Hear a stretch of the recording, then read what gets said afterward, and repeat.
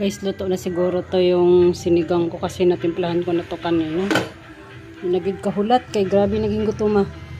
Ito siya ay sinigang na manok sa gabi.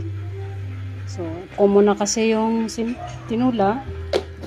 Sigang naman tayo para medyo lami-lami po ba.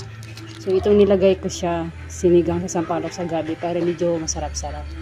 Kailangan ko kasi ng sabaw ngayon dahil sobrang lamig ng panahon. So, masarap to. Tikman nyo.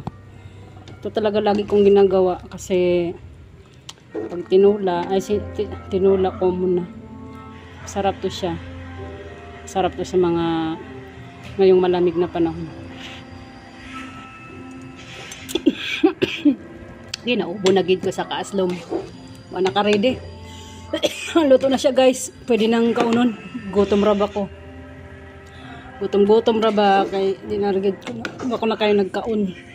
Sige, pwede na isandok.